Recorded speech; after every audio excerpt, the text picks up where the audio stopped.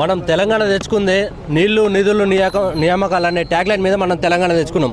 ఆ రోజు జర్నలిస్టులు, విద్యార్థులు, నిరుద్యోగులు, అనేక పార్టీల నాయకులు, కార్యకర్తలు అందరూ కలిసి ఒక్కతాటిపైకి వచ్చి మనం తెలంగాణ తెచ్చుకుంటే మన బతుకులు మారుతాయి, మన నీళ్లు మనకు వస్తాయి, మన నిధులు మనకు వస్తాయి, మన నియామకాలు మనకు వస్తాయని చెప్పేసి ఆ రోజు 1200 మంది విద్యార్థులు బలిదానం చేసి తెలంగాణ సాధించుకుర్రు.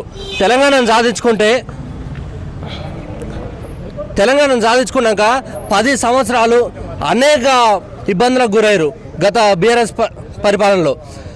అసలు సొంత ప్రయోజనాల కోసం, స్వార్థం కోసం టీఆర్ఎస్ పార్టీ ఏదైతే ఆ రోజు తెలంగాణ ఒక ముసుగు తోడుకొని అధికారంలోకి వచ్చిందో, అధికారంలోకి వచ్చినాక సొంత ప్రయోజనాల కోసం బీఆర్ఎస్ పార్టీగా మార్చుకొని తెలంగాణ అస్తిత్వానికి దూరమైన పార్టీ ఇలా బీఆర్ఎస్ పార్టీ.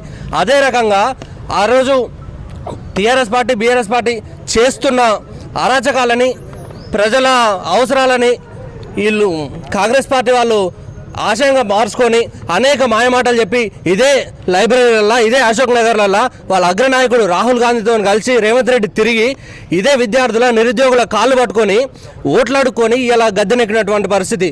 ఎవరి కాళ్ళు అయితే పట్టుకొని ఈరోజు గద్దెనెక్కిండో అదే విద్యార్థుల, అదే నిరుద్యోగుల కాలర్ పట్టుకొని ఇలా అరెస్టులు చేస్తున్న పరిస్థితి ఇలా మన తెలంగాణ రాష్ట్రంలో ఏర్పడింది.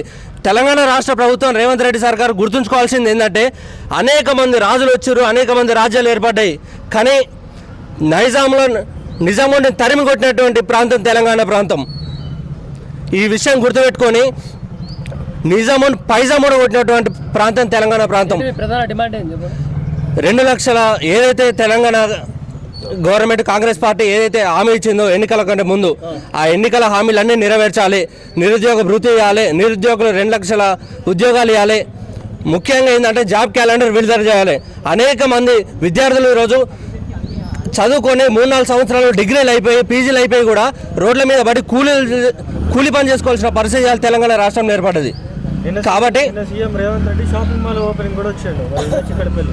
ఇదే చిక్కడపల్లికి షాపింగ్ మాల్కి వచ్చిన రేవంత్ రెడ్డికి ఈ లైబ్రరీకి వస్తేందుకు కనీసం మొహం లేదు. ఈరోజు ఇక్కడికి వస్తే విద్యార్థులు, నిరుద్యోగులు తరిమి కొట్టే పరిస్థితి ఈరోజు తెలంగాణ రాష్ట్రంలో రేవంత్ రెడ్డికి ఏర్పడ్డది. షాపింగ్ మాల్ ఎందుకు వచ్చినా కమిషన్ తెలంగాణ రాష్ట్రం ఏర్పడ్డది నీళ్లు నిధులు నియామకాల కోసం.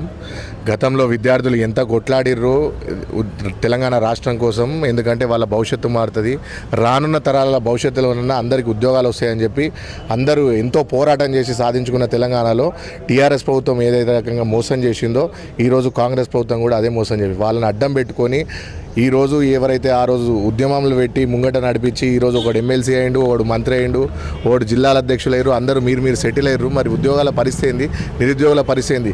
ఆఖరికి గ్రూప్ 1 నోటిఫికేషన్లలో కూడా గ్రూప్ 1 సంబంధించిన దాంట్లో కూడా అన్యాయం చేశారు. ఆఖరికి గ్రూప్ 1 సంబంధించి కూడా అమ్ముకునే దగ్గరికి వచ్చారు. మీరు ఇలాంటి కఠినమైన నిర్ణయాల్లో జాబ్ క్యాలెండర్ ఈరోజు రాహుల్ గాంధీని తీసుకొచ్చి మీరు అశోక్ నగర్లో నిరుద్యోగులతో సమావేశాలు ఏర్పాటు చేశారు.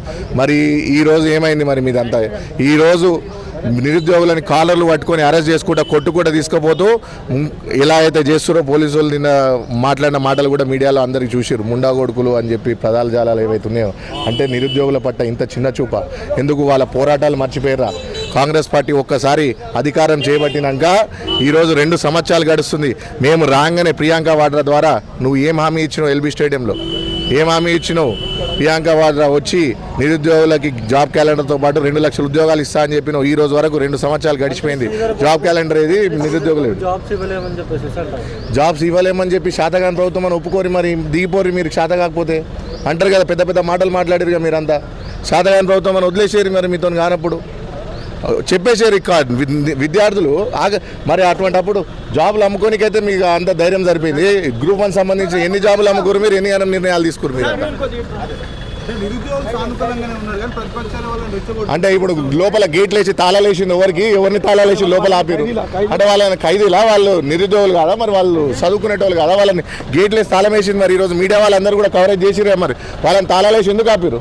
మొన్న ధర్నాలు వేసింది ఏ పార్టీ కండువా కప్పుకున్న విద్యార్థి కండువా కప్పుకొని చేసిండు. మరి ఇవన్నీ జూటా మాటలు. ప్రభుత్వానికి శాత కాదు కాబట్టి ప్రతిపక్షాల మీద వేసి ఈ ప్రభుత్వాలు చేస్తున్నాయి. ఏం లేదు, మేము మంచిగా పైన మంచిగా బంగారు పూత ఊసిండు, లోపలంతా ఇత్తడి పెట్టినట్టు ఇదంతా ప్రభుత్వం నటిస్తుంది. మొత్తం అంతా బంగారమే, తెలంగాణ ప్రభుత్వం బంగారమయమన్నట్టు మాట్లాడుతుంది. కాబట్టి దీని దృష్ట్యా మీడియా ద్వారా గతంలో 2009లో కానీ మొన్న టీఆర్ఎస్ ప్రభుత్వం దిగిపోవడానికి ఎంత